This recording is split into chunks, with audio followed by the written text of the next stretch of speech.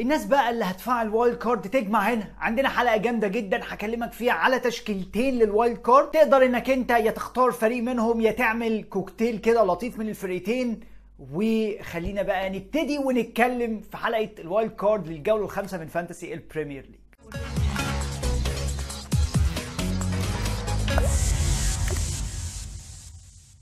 ورجعنا تاني يا شباب وحلقه جديده ويلا فانتسي والجوله الخامسه بقى، والناس اللي هتفعل الوايلد كارد بتاعتها خلاص. انت المفروض في هذه اللحظه انت عرفت انت فريقك يقدر ان هو يكمل، تقدر تعمل شويه تبديلات والدنيا تمشي معاك، ولا انت محتاج تفور فرقتك وتفعل الوايلد كارد في الجوله الخامسه. طيب دلوقتي يا شلبي لو انا مش عارف هقول لك اتفرج على الفيديو اللي فات، هتلاقي بابل ظاهره قدامك دلوقتي فوق على الشاشه فيها شرح انت تفعل وايلد كارد او ما تفعلش وايلد كارد بناء على ايه، وبعدين تعالى شوف الفيديو ده عشان تعرف انت هتعمل. التشكيلتين اللي انا هقولهم لك دلوقتي فيهم لعيبه ثوابت وفيهم لعيبه ممكن تغيرهم، وده هيبان معاك يعني اول ما ندخل في الكلام على التشكيلتين. هتلاقي تشكيله سيف شويه وتشكيله ممكن لا يعني ستريكت شويه بطريقه لعب معين. هتلاقي برضو معظم الكلام على المدافعين والكلام ده كله على اللعيبه اللي مرشحه قوي تجيب اتاكينج ريتيرنز، والحراس اللي ممكن يعني يجيبوا سيفز او كده. اتجاهنا قليل شويه في الكلين شيت نتيجه شويه الاحصائيات اللي احنا اتكلمنا عليهم في الحلقه اللي فاتت. خلينا نمسك اول فريق في الوايلد كارد معانا في حلقه النهارده، بس قبل ما نبتدي ما تنساناش يا عم باللايك والسبسكرايب وتعمل جوين للليج بتاعنا. هتلاقي الكود ظاهر قدامك دلوقتي على الشاشه، وتقول لي تحت في الكومنتس انت هتفعل الوايلد كارد، ولو عندك استفسار عن تبديل او لاعب عايز تجيبه او كده سيب لي تحت في الكومنتس وانا هرد عليك. التشكيله الاولانيه هنبتدي بيها بحارسين المرمى. طبعا عندك ترنر اللي جاب كلين شيت المباراه اللي فاتت، سعره 4 مليون، وغالبا في الفورميشن اللي احنا هنتكلم فيها النهارده هيكون هو الحارس الاحتياطي، والحارس الاساسي في التشكيله دي هيكون هو إيدرسون. بيعمل لك ميكس شويه، عندك حارس رخيص ب 4 مليون اهو، ممكن تزقه في الماتشات اللي انت شايف ان ممكن يشتغل فيها. بس إيدرسون غالبا هيبقى معظم الماتشات لان ماتشات مانشستر سيتي حلوه في الفتره الجايه. الراجل ده بقى المضمون الاساسي مع جوارديولا، هو ما يقدرش ان هو يغيره يعني خلاص. فانت بدل ما تدخل نفسك بقى في حوار لا ده انا اجيب بوكر ولا دياز ولا جفارديول ولا اكي ولا القصص دي كلها، هات يا عم إيدرسون اللي ماتشاته اللي جايه حلوه جدا مع فرقه مانشستر سيتي، فممكن تعتمد عليه بشكل كبير. في خط الدفاع هتلاقي فيه شويه مرونه، يعني انا مديك مثلا 5 اوبشنز تقدر انك انت تتحرك ما بينهم في الماتشات الحلوه والوحشه. يعني انت مثلا والله انا عندي ده عنده ماتش حلو يعني مرشح ان هم مثلا يجيبوا اتاكينج ريتيرنز او كلين شيتس، لا انا هلعبه.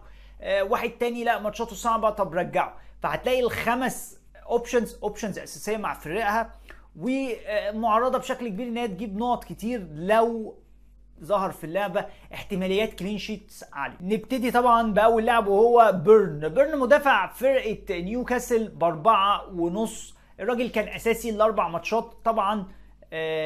يعني بوتمان مرشح ان هو يرجع في الفتره دي، فانت عشان تامن نفسك انت عندك 2 تامن نفسك بيهم، هما شير ودان بيرن. في تريبير، بس تريبير غالي قوي بصراحه 6.5، انت بتتكلم في دان بيرن ب4.5. وبصراحه اهو هيبقى عندك اوبشن انك انت تجيب كلين شيت لو كلين شيت نيوكاسل اتحقق، وهيكون ديفرنشال كبير جدا معاك في الفتره. عندك برضو صليبه هو اكتر اوبشن سيف قوي في دفاع فرقه ارسنال ب5.2. ارسنال ستيل عندهم ماتشات كويسه الفتره دي، وانا متفائل جدا بصراحه في دفاع ارسنال. يعني انا بشوف لو انت عندك جابرييل سيبه ماشي، بس لو انت عايز اوبشن للوايلد كارد لا صليبه خلاص امن نفسك يا عم. ال 0.4 دول مش هم اللي يعني الحياه هتقف عليهم يعني. بس لو عندك جابرييل سيبه، راجل خد مركز اساسي في مباراه مانشستر يونايتد وماتشات ارسنال الفتره الجايه، يعني بروميسنج بشكل كبير.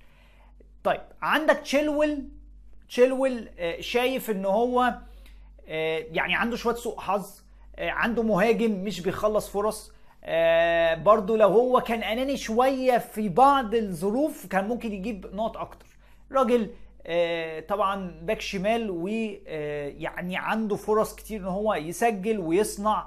بس ده زي ما بنتكلم مشكله تشيلسي اساسيه ان هي ما فيش الراجل اللي بيسجل. فلو تشيلول انا شايف ان هو لو هو يعني خد ثقه شويه وخد قرار ان هو يشوط على الجول، لا هتلاقي تشيلول بيسجل اهداف في الفتره دي. برضو لسه مع الباكات، بس المره دي بقى مع الباك اليمين بتاع فرقه استون فيلا، هو ماتي كاش 4.7 مليون.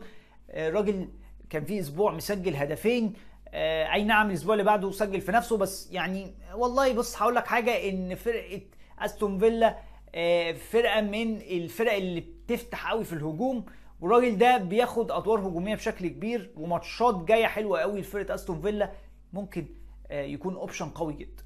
اخر اوبشن دفاعي وهو فان ديفين. فان ديفين واحد من الاوبشنز، هو ب4.5 تقريبا، مش عند حد، معظم الناس يعني رايحه لاودوجي بشكل قوي جدا. عندك اوبشن حلو رخيص، وممكن تقعده مثلا على الدكه، عايز تلعبه في ماتش حلو زي مثلا ماتش توتنهام اللي جاي، العب يا عم بفان ديفين، ليه لا؟ راجل يجيب لك كلين شيت. خط النص اساسي معاك الاثنين دول، صليبه ومبومو، الاثنين يعني هم بص اثنين يعني لا غبار عليهم. بومو اعلى لاعب جاب بوينتس في اللعبه في خط النص. ساكا كل مباراه بتلاقي ان هو بيجيب ريتيرنز حتى لو ما كانش انفجاري قوي، بس واجب وضروري انه يكون عندك. تالت واحد هو ماركوس راشفورد. ماركوس راشفورد رغم الفورمه السيئه لليونايتد، بس راشفورد كويس، شفناه سجل في مباراه ارسنال اللي فاتت، فيكستشرز حلوه قوي لمانشستر يونايتد الفتره دي. دفاعيا يعني بص مش هريكومند مانشستر يونايتد، بس هجوميا راشفورد اوبشن قوي وحلو، وخصوصا ان هو غالبا اتاكد ان هو هيلعب على الشمال خلاص، ف يعني الراجل هيكون عنده مساحات يجري وعنده مساحات يأدي، غير ما بيلعب طبعا سترايكر، لان هويلاند هيرجع، وده انا متوقع ان هو هيفتح شويه فرصه يعني لراشفورد ان هو ياخد مساحات اكبر. عندك برضو ماديسون تقريبا دلوقتي سعره بقى 7 أو 8. ماتشات حلوه قوي برضو لتوتنهام، من الفرق اللي الفتره الجايه عندها ماتشات كويسه جدا. هاتوا عندك في الفريق، معاه بينالتيز، معاه ضربات حره، معاه ركنيات، معاه كل حاجه، وهو العقل المدبر لاي هجمه بيطلع بيها توتنهام. عندك برضو يعني عشان نكفر شويه صلاح مثلا، ممكن تجيب لويس دياز سعره ارخص بكتير من صلاح، انت بتتكلم بين 12.5 مليون لتقريبا 7 أو 7 و8. راجل هداف برضو. ليفربول متوقع ان هم ماشيين حلو وهيأدوا حلو في الماتشات اللي جايه، عندهم ماتشات كويسه ولطيفه، وعندهم كمان خلي بالك ليفربول مش بيلعب في الشامبيونز ليج، فما اظنش ان هو يكون عرضه كبيره قوي للروتيشن في الدوري. لويس دياز هيكون اوبشن حلو، لازم تكفر على صلاح بصراحه، لان انا شايف ان صلاح هيأدي حلو قوي، بس صلاح غالي على السعر ده. لو انت عندك صلاح سيبه، بس لو انت هتعمل وايلد كارد، دي واحده من الاوبشنز اللي انت ممكن يعني تستعين بيه عشان تكفر شويه على النقط اللي صلاح متوقع ان هو يجيبها في الفتره الجايه. خط الهجوم بقى عندك هالاند، ده لا غبار عليه، عندك اوبشن جنبه وهو جاكسون.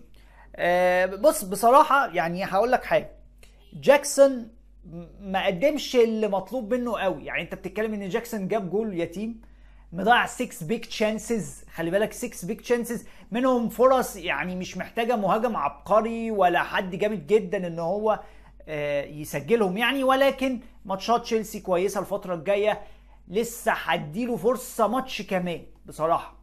لو رمى بياضه والراجل اثبت ان هو كفاءه خلاص سيبه، اما لو يعني برضو نفس الكلام الاداء السيء والكلام ده، هيكون هو الاوبشن ان هو يمشي يعني. ثالث مهاجم معانا وهو ادوارد خلي بالك مسجل 3 اهداف في 4 ماتشات، ايزي صحي معاه. ماتشات حلوه جدا لفرقه كريستال بالاس، يكون واحد من اللعيبه الرخيصه اللي انت ممكن تحطها تحت الرادار بتاعك. التشكيله دي طبعا لو انت خدت بالك هتلاحظ ان كل اللعيبه اساسيه، كل اللعيبه ممكن تستعين بيها، تشكيله بتديك مرونه تكتيكيه بشكل كبير. عايز تلعب 3-5-2، عايز تلعب 4-3-3، عايز تلعب 4-4-2، عايز بص تعمل اي حاجه، تقدر انك انت تعمل الكوكتيل بتاعك بمنتهى السهولة، تشكيلة مرنة بشكل كبير وسيف برضو بشكل كبير. عندك برضو تشكيلة اخرى وهي انك انت تبتدي طبعا بترنر في حراسة المرمى، جنبه نيتو حارس فرقة بورموث. وليه نيتو؟ هقول لك ان نيتو بيتشاط عليهم كتير قوي. فرقة بورموث خلي بالك هي اكتر فريق اتشاط عليه شوطات من جوه منطقة الجزاء، جاء عليهم 57 شوطة من جوه منطقة الجزاء. فانت بتتكلم ان الراجل ده بروميسنج لسيفز، مش هقول لك كلين شيتس، بس انت عارف الحراس اللي هي بتاعت الفرق الكبيره كلين شيتس ماتيريال اكتر، انما وبتبقى طبعا اغلى يعني. انما الحراس بتاعت الفرق الصغيره ممكن تجيب سيفز كتيره، وبتبقى عرضه اكتر ان هي لما بتطلع بكلين شيت ان هي تقدر تطلع سيفز كتير وتقدر تاخد بونص كبير. فنيتو من الكاتيجوري الثاني من حراس المرمى. عندك بقى خط دفاع جامد بصراحه، اولهم طبعا تشيلويل، واتكلمنا على تشيلويل في التشكيله اللي فاتت. ممكن برضو تروح لتريبير. تريبير اظن ان مع الفتره الجايه تريبير المفروض بقى هياخد ادوار هجوميه، هياخد ادوار قياديه اكبر، لان الماتشات اللي جايه لنيوكاسل لو نيوكاسل ما صحوش، لا نيوكاسل هيروح في 60 داهيه في الاربع خمس ماتشات اللي جايين. على الاقل مش هقول لك يعني يكسبهم كلهم، بس حتى يتعادل ماتش فيهم عشان يظهر تاني، لان الاداء وحش. انت بتتكلم ان نيوكاسل خسروا اخر 3 ماتشات عندهم يعني، فالموضوع صعب. فتريبير هيكون اتاكينج ريتيرن اوبشن، هيكون طبعا اوبشن كبير قوي للكلين شيتس، بالذات ان نيوكاسل الفتره الجايه عندهم ماتشات حلوه. عندك برضو ماتي كاش ممكن تجيبه عندك في الفريق، واتكلمنا عليه طبعا في التشكيله اللي فاتت. واحد برضو من الاوبشنز الباكات اليمين الجامدين قوي وهو بيدرو بورو ب5 مليون. خطير جدا على المرمى، راجل بيعمل اسيستات برضو، هتلاقي منه ان شاء الله اسيستات الفتره الجايه. هو طبعا اغلى شويه من اودوجي ولكن هو اكثر خطوره. اخر اوبشن طبعا في الدفاع وهو بيل، راجل يعني اهو كمالة عدد كده، واحد على الدكه وخلاص، واساسي مع فريقه برضو. لو يعني فكرت انك انت تلعبه مثلا في الدبل جيم ويك اللي جاي في الجوله السابعه، ممكن يكون واحد من الاوبشنز. اما بقى في خط النص عندك ساكا وبومو طبعا ولويس دياز، دول اتكلمنا عليهم طبعا في التشكيله الاولى. في 2 اوبشنز بقى جداد مثلا هكلمك عليه، هو السون. الراجل انا مرجح بشكل كبير ان الراجل ده هيفضل بالفورميشن ان هو يكون الاسترايكر الصريح. عنده ماديسون بيصنع له، عنده فرقه هتخدم عليه، وسون في المباراه دي سجل هاتريك. فلك ان تتخيل ان مع ماتشات حلوه جدا لفرقه توتنهام في الفتره دي هيكون اوبشن قوي جدا. اللاعب رقم 5 في خط النص وهو ديابي انا مش شايف ناس كتير قوي عامله ضجه على الراجل ده، رغم ان الراجل ده انفورم قوي، قليل قوي لما بيبلانك. انا شايفه اهم لاعب في فرقه استون فيلا، وكمان ماتشات جايه حلوه قوي لفرقه استون فيلا، يخليك مثلا انك انت لازم تفكر جديا انك انت تشتري ديابي. خط الهجوم بقى هالاند طبعا اوبشن رقم 1. عندك الفاريز جنبه، الراجل ب6 و7، ماتشات حلوه جايه كتير جدا لمانشستر سيتي، والاثنين دول انا شايفهم اوبشنز ضامنين اساسي، بالذات كمان يعني الفاريز. لا الفاريز هو دلوقتي بيلعب سي اف، وهو مركزه سي اف وبيجيد كمان. شفنا الماتش اللي فات الراجل هدف واسيستين، كان عامل شغل كبير وكان مظبط الناس اللي كانت جايباه مع هالاند. وطبعا الثنائيه بتاعت هالاند والفاريز تعتبر ديفرنشال، يعني عدد قليل قوي جايب هالاند وجنبه الفاريز. اما بقى اخر اوبشن في التشكيله دي وهو ايوني واحد من اللعيبه اللي انا شايفهم يعني في المظاليم. يا جماعه الراجل ده ب6 و6 ومفيش بلانك، 4 جولات الراجل مسجل 3 اهداف وعامل اسيست. ماتشات طبعا لفرقه نوتنغهام فورست مش افضل شيء، بس الراجل ده على طول بتلاقيه حاضر، يعني هو مش انفجاري، مش هيجيب يعني بوينتس كتير، ولكن يمكن في الجوله الخامسه يكون الراجل ده اوبشن جامد، لان ماتش هيكون يعني لحد ما على قد ايد فرقه نوتنغهام فورست.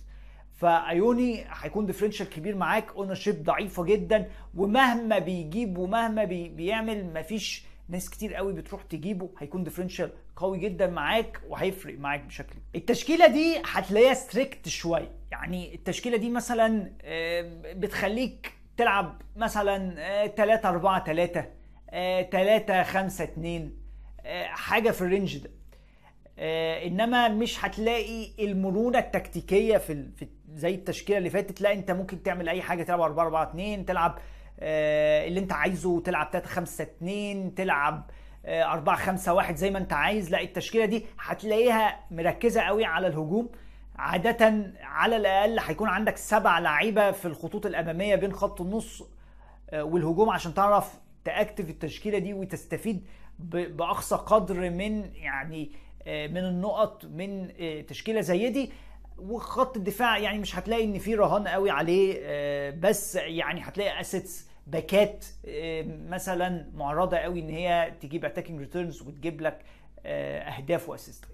دي كانت حلقتنا النهارده ويلا فانتسي، وكالعاده ما تنساناش باللايك والسبسكرايب. عايزين نوصل الفيديو ده ل 50 لايك.